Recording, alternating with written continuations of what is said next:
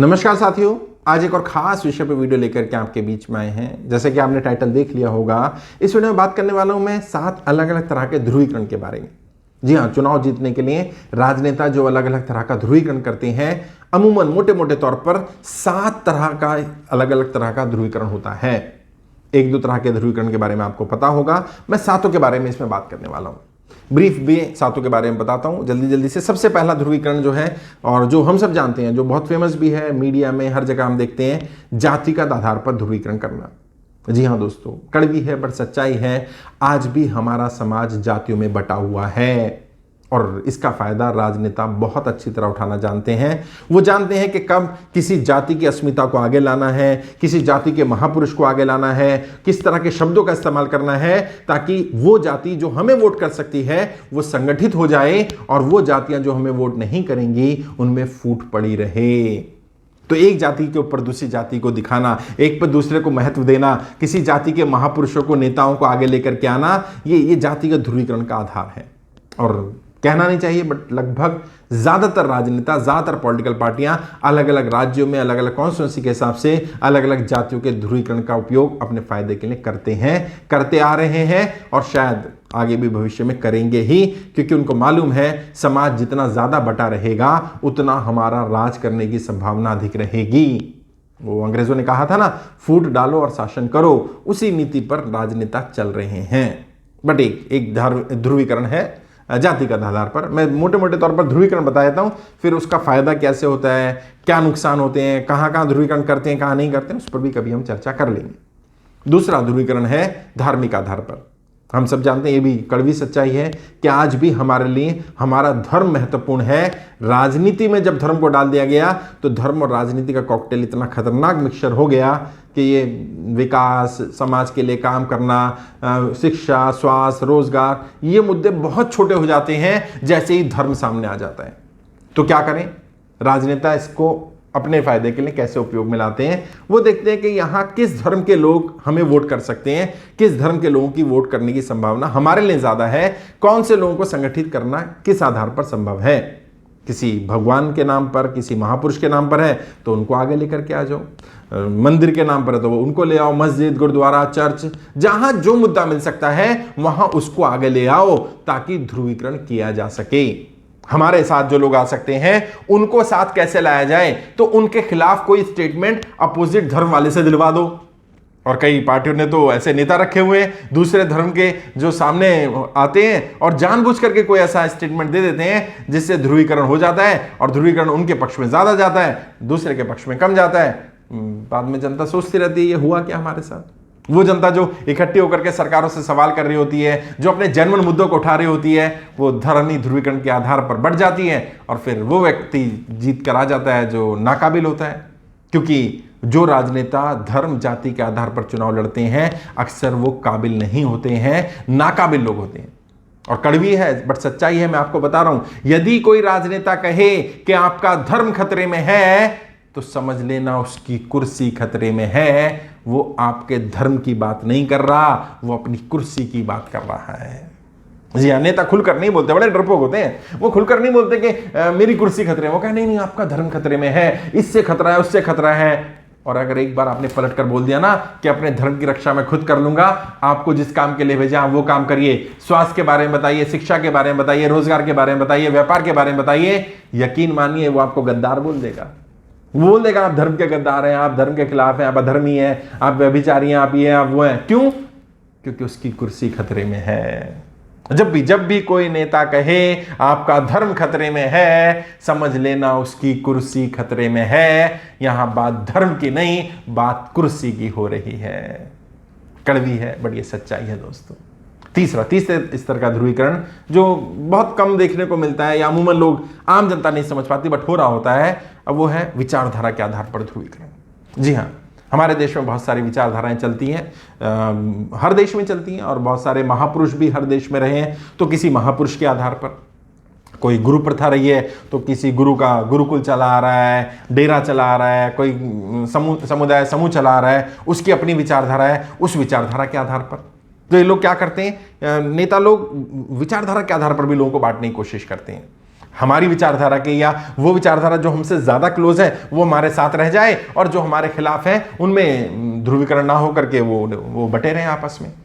कहीं पर किसी पर्टिकुलर विचारधारा के व्यक्ति को ले आया जाता है, उसको उम्मीदवार बना दिया जाता है ताकि उस विचारधारा के लोग समर्थन में आ जाए, सपोर्ट में आ जाए। तो विचारधारा के आधार पर तीसरा ध्रुवीकरण।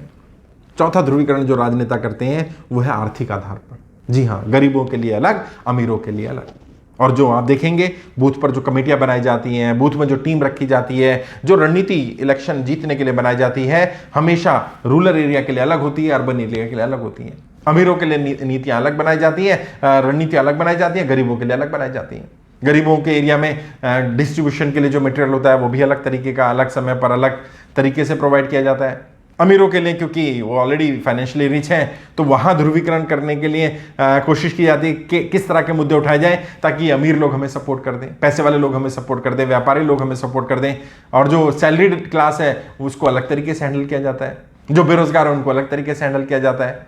तो समाज में एक चौथे स्तर का ध्रुवीकरण जो है वो आर्थिक आधार पर ध्रुवीकरण हो रहा है। एक और ध्रुवीकरण होता है समाज पर, राजनेता करते हैं, ये भी अक्सर पर्दे के पीछे रहता है, सामने नहीं दिखता। ये क्या है? ये जेंडर के आधार पर है। जी हाँ, लिंग के आधार पर ध्रुवीकरण किया जाता है, महिला और पुरुष। कहीं पर महिला उम्मीदवार अगर दी जाती है तो वहां पर रणनीति महिलाओं के आधार पर बनाई जाती है।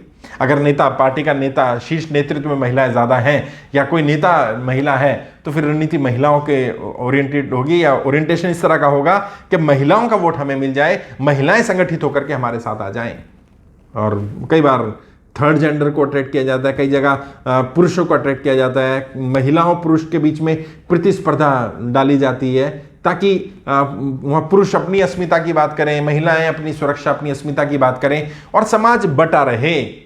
पर्पस ये नहीं होता है कि इससे उन्हें फायदा हो जाए ना, पर्पस होता है कि लोग बटे रहें, हमारे साथ जो आने वाले लोग हैं वो संगठित हो जाए। तो संगठित करने का एक आधार जेंडर भी है, यानी कि लिंग के आधार पर भी ध्रुवीकरण किया जाता है, रणनीतियां बनाई जाती हैं। वो ध्रुवीकरण दिखता नहीं है लेकिन हो रहा होता है। महिलाओं की टीम अलग बनाई जाती है। जब आप चुनाव लड़ेंगे या जिसको भी आप चुनाव लड़ते हुए देखें, आप देखेंगे कि जब महिला उम्मीदवार है तो रणनीति अलग तरह की है, पुरुष उम्मीदवार है तो रणनीति अलग तरह की है। महिलाओं की जो टीम बनाई गई है उसमें भी किस किस कैटेगरी के किस किस तरह के लोग हैं। एक और छठे स्तर का ध्रुवीकरण है एजुकेशन के आधार पर। शिक्षित और अनपढ़ लोगों के लिए अलग तरह का ध्रुवीकरण किया जाता है। समाज में पढ़े लिखों को अनपढ़ लोगों से या कम पढ़े लिखे लोगों से अलग रखा जाता है, क्योंकि कम पढ़े लिखों के लिए रणनीति अलग तरह की होंगी, प्रमोशन मटेरियल अलग तरह का होगा, उन्हें मूर्ख बनाना आसान है। पढ़े लिखे लोग जो है वो सवाल करते हैं तो कोशिश ही की जाती है कि जब रैली रखी जाए या मीटिंग रखी जाए तो दोनों को एक साथ ना बुलाया जाए। और नाम नहीं लूंगा लेकिन कई पार्टियों में तो बूथ पर जो टीम बनाई जाती है वो बूथ पर भी ये देखा जाता है कि बूथ में किस एरिया में, यानी बूथ पर 1000 वोट है, 1000 वोट मतलब लगभग 250-300 घर। तो 250-300 घर में अगर 100 घर ऐसे हैं जो पढ़े लिखे लोग हैं जहां पर, और बाकी घर 200 घर ऐसे हैं जहां पढ़े लिखे लोग नहीं हैं, तो इन पढ़े लिखे लोगों के लिए टीम, ग्रुप, लीडर अलग बनाए जाएंगे। इन अनपढ़ के लिए, इनके लिए, कम पढ़े लिखे लोगों के लिए ग्रुप, लीडर और वो अलग बनाए जाएंगे। व्हाट्सएप पर ग्रुप भी अलग अलग होंगे, अलग तरह के मीम वहां भेजे जाएंगे, अलग तरह के मीम यहाँ भेजे जाएंगे। समाज में दिखेगा नहीं लेकिन ये हो रहा होता है। शिक्षा के आधार पर भी ध्रुवीकरण किया जाता है, क्योंकि जैसे मैंने बताया पढ़े लिखे लोग क्वेश्चन ज्यादा करते हैं, सवाल ज्यादा करते हैं। और ये भी तो राजनेताओं की एक चाल है ना कि इतने समय तक जनता को पढ़ाया नहीं गया, शिक्षा पर बात नहीं की जाती, क्योंकि उन्हें पता है अगर लोग शिक्षित हो गए तो फिर वो आत्मनिर्भर बन जाएंगे, वो सरकारों से सवाल करेंगे। तो इसलिए क्या करो, ध्रुवीकरण करो। और समाज इतना बढ़ गया है, आप देखेंगे पढ़े लिखे लोग अनपढ़ लोगों से नफरत करने लगे, अनपढ़ लोग पढ़े लिखे लोगों से नफरत करते हैं। वो पढ़े लिखे लोग अनपढ़ लोगों को ही दोषी बताते हैं उनकी समस्याओं के लिए। और जो अनपढ़ लोग हैं या कम पढ़े लिखे हैं, जिन्हें अवसर नहीं मिले, वो सोचते हैं कि क्योंकि हम में ये अमीर लोग हैं या ये पढ़े लिखे लोग हैं, इन्होंने वो अवसर छीन लिए जो हमें मिल सकते थे। बट ये छठा तरह का ध्रुवीकरण है, ये भी हो रहा होता है और होता है। नेता इसको अपने लिए अपने तरह से इस्तेमाल करते हैं। एक और ध्रुवीकरण हो रहा है और ये भी ऊपर नहीं दिखेगा, ये अंदर खाने ध्रुवीकरण होगा। ये ध्रुवीकरण क्या है? ये ध्रुवीकरण होता है जो पॉलिटिकल पार्टीज हैं उन पार्टीज के ग्रुप के आधार पर। जी हाँ, अलग अलग पार्टी के अलग अलग गुट होते हैं, अलग अलग ग्रुप होते हैं। उन पार्टियों में भी गुटबाजी, ग्रुपबाजी का ध्रुवीकरण किया जाता है।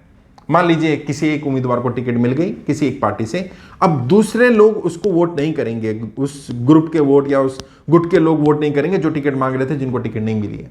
तो ये क्या करेगा, ये इस तरह से समीकरण बनाएगा कि वो लोग अलग थलग पड़ जाएं और मेरा समर्थन मेरे साथ जुड़ा रहे। हर पार्टी, हर संगठन में ऐसा होता है। हर उम्मीदवार यह ध्रुवीकरण करता है कि पार्टी के स्तर पर ध्रुवीकरण बना रहे। पार्टी तो अपनी जगह है, पार्टी एक दिख रही है, लेकिन पार्टी एक नहीं है, बहुत सारे गुट, बहुत सारे अलग अलग खेमे हैं उस पार्टी में। जैसे एक सेना में बहुत सारे लोग दिखते हैं कि सेना में एक साथ हैं, लेकिन उसमें अलग अलग गुट होते हैं, अलग अलग ध्रुव होते हैं। ऐसे ही ध्रुवीकरण पार्टियों के अंदर, संगठन के अंदर हो रहा होता है। इस पार्टी संगठन के अंदर के ध्रुवीकरण को कई नेता हवा देते हैं, कई नेता जानबूझ करके इसको पैदा करते हैं ताकि पॉजिटिव कंपटीशन रहे, ताकि लोग आपस में कंपीट करें और जो सबसे बेस्ट हो वो बाहर निकल के आए। लेकिन अक्सर इसका काम नुकसान ही होता है, क्योंकि वो आपस में एक दूसरे की टांग खींचने में लग जाते हैं और जहां ज्यादा गुटबाजी होने लगती है, जहां ज्यादा ध्रुवीकरण होने लगता है, वहां अपने हर एक के वोट कम होते चले जाते हैं। और कई बार पार्टी की इंटरनल गुटबाजी इतनी ज्यादा होती है कि दूसरी पार्टी जो सरकार में होती है उसकी नीतियां चाहे कितनी खराब हो, कितना ही गलत कर ले, लेकिन उससे वो हरा नहीं पाते, क्योंकि वो खुद ही संगठित नहीं है। और कई बार तो संगठन विघटक भेजे भी जाते हैं, ऐसे लोग दूसरे संगठनों में भेजे जाते हैं अपने संगठन से, जो वहां पर इस तरह का ध्रुवीकरण करें, इस तरह से तोड़फोड़ करें, ताकि वो हमारे सामने टिक ही ना पाए। ये पर्दे के पीछे की बात है, ज्यादा विस्तार से तो नहीं बता पाऊंगा, लेकिन मैंने कोशिश की मोटे मोटे तौर पर बताने की कि राजनेता चुनाव में, राजनीति में 7 अलग अलग तरह के ध्रुवीकरण कौन कौन से हैं जिनका उपयोग करते हैं। आज के लिए इतना ही, आगे किसी और विषय पर बात करेंगे। कोई डाउट है, कुछ पूछना चाहें, कोई और सवाल है तो कमेंट में लिख सकते हैं। किसी और विषय पर वीडियो चाहिए तो भी कमेंट में लिख सकते हैं, मैं कोशिश करूंगा उस विषय पर भी वीडियो बनाऊं। आज के लिए इतना ही। आपके उज्जवल राजनीतिक भविष्य के लिए हार्दिक शुभकामनाएं। जय हिंद, जय भारत।